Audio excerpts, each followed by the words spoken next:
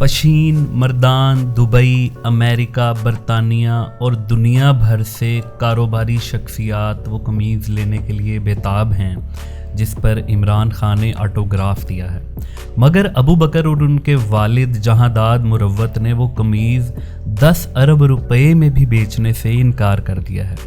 आज की वीडियो में हम ये जानने की कोशिश करेंगे कि अबू बकर के वालिद जहांदाद खान क्या वाकई करप्शन के बेताज बादशाह हैं और अब वो एबटाबाद एजुकेशन बोर्ड के चेयरमैन बनना चाहते हैं, इसीलिए उन्होंने अपने बेटे को इस्तेमाल किया। अबू बकर ने क्यों झूठ बोला कि वो लकी मरवत से एबटाबाद इमरान खान से मिलने आया था। इमरान खान और जहांदाद मुरव्वत ने क्यों एक बच्चे को अपना सियासी बयानिया बेचने के लिए इस्तेमाल किया, और ये कौन से बड़े ताजर हैं जो अबू बकर की कमीज़ ख़रीदने के लिए बेताब हैं, और आखिर वो इस कमीज़ का क्या करेंगे। आप देख रहे हैं आउटलाइन न्यूज़, और अगर आप इस तरह की मज़ीद वीडियोज़ देखना चाहते हैं तो हमारे चैनल को सब्सक्राइब करें और बेल आइकन को हिट करना बिल्कुल भी मत भूलें।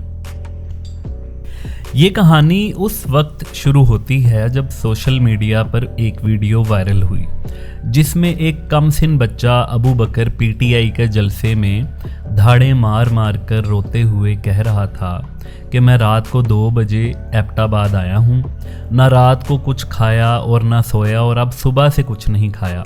मेरी मरने से पहले एक ही ख्वाहिश है कि मुझे खान से मिला दो। कमसिन अबू बकर ये सारी बातें कर रहा था और पीटीआई के सोशल मीडिया सेल ने ये वीडियो वायरल कर दी। किसी ने ये नहीं सोचा कि जिस उम्र में इस कमसिन बच्चे को शऊर हासिल करना चाहिए, इस उम्र में इसको सियासी बयानियाँ बेचने और इमरान खान के प्रोपेगेंडा सेल के लिए इस्तेमाल किया जाना कितना गलत है। इस बात से कता नज़र कि अबू बकर सच बोल रहा है या झूठ, और अगर उसके वालिद बीमार थे तो वो कैसे इमरान खान से मुलाकात करने के लिए हशाश बशाश पहुंच गए। सवाल सिर्फ ये है कि क्या एक कमसिन बच्चे का यही काम है जो वो कर रहा है, और क्या पाकिस्तानी अवाम को इसकी पजीराई करनी चाहिए। अबू बकर जलसे में जो बातें कर रहा था वो सरासर झूठ पर मबनी हैं, क्योंकि कमसिन अबू बकर अपने वालिद के साथ इस वक्त एबटाबाद का ही रिहायशी है। अगर उसका घर एबटाबाद में है तो उसे सड़क पर रात गुजारने की क्या ज़रूरत थी, और अगर उसका बाप अच्छे सरकारी ओहदे पर फायज है तो कैसे वो रात और फिर सुबह तक भूखा रहा और क्यों सड़क पर सोया। जबकि हकीकत ये है कि अबू बकर ख़ुद एबटाबाद के महंगे तरीन प्राइवेट स्कूल तामीर वतन और अब गवर्नमेंट स्कूल नंबर 3 में ज़ेरे तालीम है, जो एबटाबाद का बेहतरीन सरकारी स्कूल है। सवाल ये है कि आखिर वो क्या वजह बनी कि अबू बकर को एक सियासी जलसे में झूठ बोलना पड़ा और अदाकारी करनी पड़ी कि इसकी आखिरी ख्वाहिश है कि वो इमरान खान से मिले। तो इसमें सबसे पहला इल्ज़ाम तो उसके वालिद जहांदाद मरवत पर जाता है। अबू बकर के वालिद इन दिनों एबटाबाद के एक स्कूल में प्रिंसिपल हैं, तो इससे कबल वो all Pakistan education board school committee के चेयरमैन, बन्नू बोर्ड के चेयरमैन, एबटाबाद बोर्ड के सेक्रेटरी, एबटाबाद बोर्ड के कंट्रोलर इम्तहानात, मालाकंड बोर्ड के कंट्रोलर रह चुके हैं। इस लिहाज से वो इस वक्त खुडे लाइन लगे हैं। जब हमने उनके खुडे लाइन लगने की वजह जानने की कोशिश की और चंद फ़ोन घुमाए तो मालूम हुआ कि अपने सगे बच्चे को एक टूल पर इस्तेमाल करने वाला जहांदाद मरवत करप्शन की कई कहानियों का मरकज़ी किरदार है।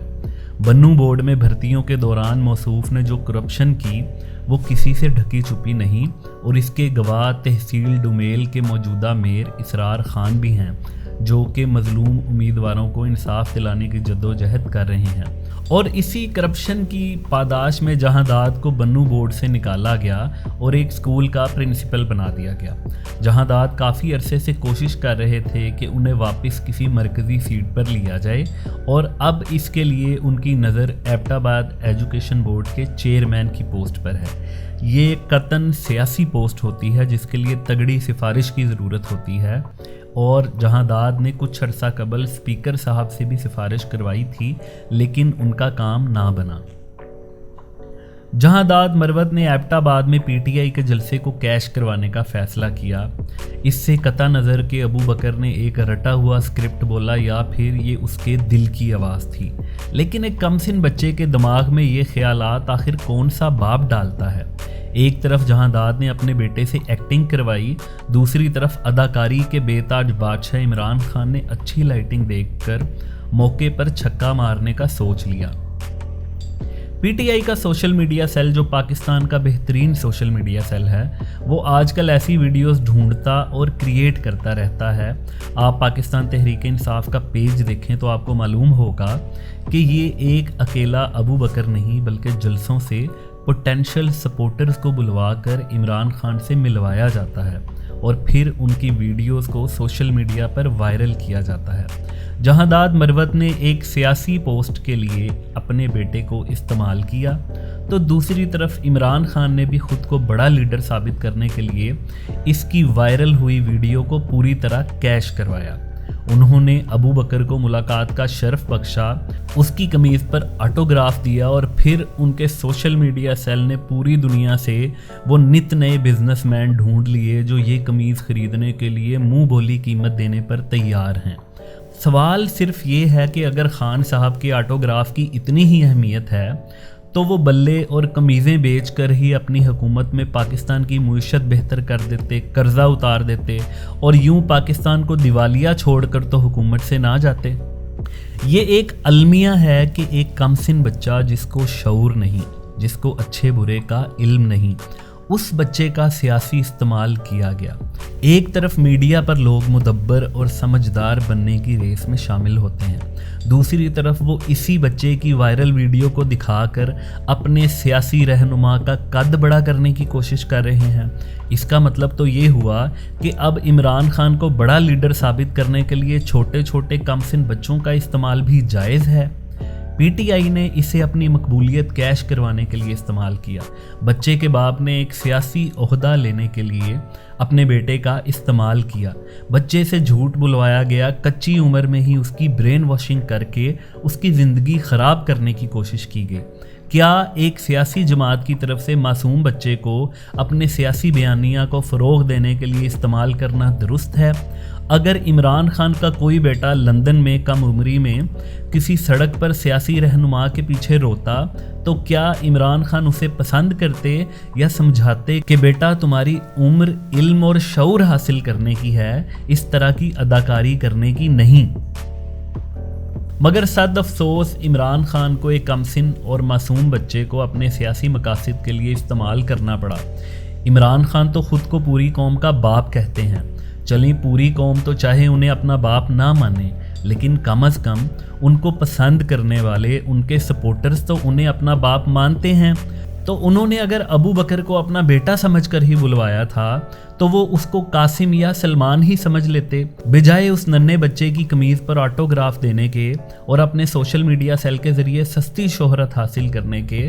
وہ اس ننھے ابو بکر سے سوال پوچھتے کہ بیٹا تمہیں آخر اس طرح رونے کی کیا ضرورت تھی؟ تمہاری جان کو کیا خطرہ تھا؟ تم کیوں دھاڑے مار مار کر روتے رہے؟ اس عمر میں تمہیں ایسی حرکتیں نہیں کرنی چاہیے۔ تمہیں شعور حاصل کرنا چاہیے، اپنا وقت علم حاصل کرنے میں صرف کرنا چاہیے، اور جب تم بالغ ہو جاؤ تو پھر اپنے علم کی بنیاد پر فیصلہ کرنا کہ تمہیں جمہوریت کو سپورٹ کرنا ہے یا میری طرح آمرانہ نظام کے حامی ہو۔ ابھی تمہیں میرا بیانیہ بیچنے کی ضرورت نہیں، ابھی جاؤ اور علم حاصل کرو۔